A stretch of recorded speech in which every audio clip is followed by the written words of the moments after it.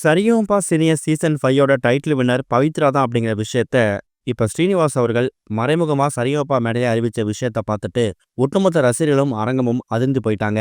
இந்த Sa Re Ga Ma Pa senior season 5ல பல போட்டியாளர்கள் கலந்து பாடி வந்துட்டு இருந்தாலும் மக்களோட மனம் கவர்ந்த போட்டியாளர்ல முக்கியமான ஒருத்தவங்க தான் கடலூர் மாவட்டத்தை சேர்ந்த பவித்ரா.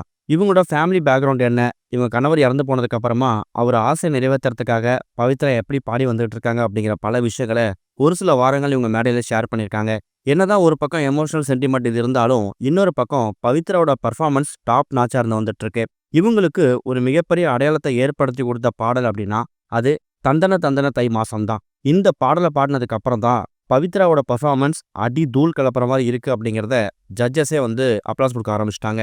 இந்த நிலையில இப்ப ரீசனா நடந்து முடிஞ்ச டவுன் பஸ் சுற்றுல அந்த நிலாவத்தான் கையில பிடிச்சா அப்படிங்கிற பாடலை இவங்க அருண் கூட பேரிங் சேர்ந்து பர்ஃபார்மன்ஸ் பண்ணியிருந்தாங்க. சொல்ல போனா அருண் அப்புறம் பவித்ரா இவங்க 2 பேருக்குமே கோல்டன் பர்ஃபார்மன்ஸ் டிக்கெட்டை ஜட்ஜஸ் கொடுத்துட்டாங்க.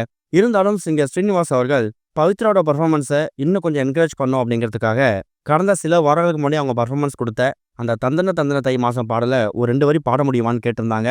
அதுக்கேற்ற மாதிரியே அருணும் பவித்ராவும் அந்த பாடலை மறுபடியும் பாடினாங்க. அப்ப சிங்கர் ஸ்ரீனிவாஸ் சொன்ன விஷயம் என்ன தெரியுமா? இதுதான் சாதனா சர்க்கம், சரிகமபாவோட சாதனா சர்க்கம் பவித்ரா தான் அப்படிங்கிற மாதிரி ஒரு பட்டத்தையும் கொடுத்துருக்காரு. அதுக்கப்புறம் பவித்ராவுக்கு என்ன சொல்றனே தெரியல, ஒட்டுமொத்த சரிகமபா மேடையும் அதிர்ந்து போற அளவுக்கு ஒரு மிகப்பெரிய கரகோஷமும் கொடுத்துருக்காங்க. இது மூலயமா சரிகமபா பவித்ராவோட பர்ஃபார்மன்ஸ் ஒரு வாரமும் இம்ப்ரூவ் ஆயிட்டு இருக்கு. சாதனா சர்க்கம் அளவுக்கு அந்த பாடலை அவங்க பர்ஃபார்மன்ஸ் பண்ணியிருக்காங்க அப்படிங்கிற மாதிரியும் டைட்டில் வின்னருக்கு பவித்ரா ஒரு சரியான நபர் அப்படிங்கிறதையும் அவர் இன்டெரக்டா தெரிவிச்சிருக்காரு. இன்னொரு பக்கம் இனியா அவங்களுக்கு இந்த வாரம் கோல்டன் பர்ஃபார்மன்ஸ் கொடுக்கல அப்படிங்கிறதும் கவனிக்க வேண்டியது. எல்லா வாரமும் சூப்பரா பர்ஃபார்ம் பண்ணக்கூடிய இனியா இந்த வாரம் என்னாசை மச்சான் திரைப்படத்துல இருந்து கருப்பு நிலா அப்படிங்கிற பாடலை பாடினாங்க. அதுல ஒரு சில கரெக்ஷன்ஸ் சொல்லி ஜட்ஜஸ் விமர்சனத்தையும் முன் வச்சிருந்தாங்க. இது மூலயமா இனியா கோல்டன் பர்ஃபார்மன்ஸ் வாங்குறாங்களா இல்லையா அப்படிங்கிறதையும் நம்ம வெயிட் பண்ணி தான் பார்க்கணும். ஸ்ரீனிவாஸ் அவர்கள் சொல்றதை வச்சு பார்க்கும்போது பவித்ரா இந்த சீனியர் சீசன் 5க்கான அந்த டைட்டிலுக்கான தகுதியான நபரா இல்லையா அப்படிங்கிறத கமெண்ட்ல ஷேர் பண்ணுங்க.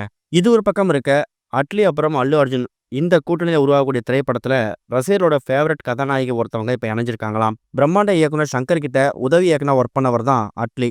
அதுக்கப்புறம் தளபதி விஜயர்ல வச்சு மெர்சல் பிகில்னு சொல்லி எக்கன படங்களை கொடுத்தாரு. ஷாருக்கானை வச்சு ஜவான் அப்படிங்கிற படத்தை எடுத்து அதுக்கு தேசிய விருது வாங்கி கொடுத்திருந்தாரு. அட்லி பிரம்மாண்டத்தோட உச்சமா சன் பிக்சர் தயாரிக்கக்கூடிய ஒரு படத்தை இயக்க போறாரு. அல்லு அர்ஜுன் ஹீரோவா நடிக்கக்கூடிய இந்த திரைப்படத்துல எக்கச்சக்கமான தொழில்நுட்ப விஷயங்களை அவர் கையாள போறாராம். 600 கோடி பட்ஜெட்ல இந்த திரைப்படம் உருவாக போகுது. இந்த திரைப்படத்துல தீபிகா படுகோனே ஹீரோயினா கமிட் ஆயிருக்காங்க. இப்ப மேலும் ஒரு சுவாரஸ்ய தகவல் என்னன்னு கேட்டீங்கன்னா, இந்த திரைப்படத்துல ஒரு முக்கியமான கதாபாத்திரத்துல நடிகர் ரம்யா கிருஷ்ணன் அவங்க இணைஞ்சிருக்காங்களாம். இவங்க என்ன மாதிரி ரோல் பிளே பண்ண போறாங்க அப்படிங்கிறது இப்போ வரைக்கும் தெரியல. பிரம்மாண்டமான பட்ஜெட்ல உருவாகக்கூடிய திரைப்படத்துல ரம்யா கிருஷ்ணனுக்கு என்ன மாதிரி கதாபாத்திரம் வரப்போகுது அப்படிங்கிறத வெயிட் பண்ணி தான் பார்க்கணும். இது வரைக்கும் கனெக்டிங் டிவிக்கு சப்ஸ்கிரைப் பண்ணனா மறக்காம சப்ஸ்கிரைப் பண்ணிக்கங்க. உடனடி அப்டேட்ஸ் பெறுவதற்கு நோட்டிஃபிகேஷன் பெல்லையும் கிளிக் பண்ணிக்கங்க.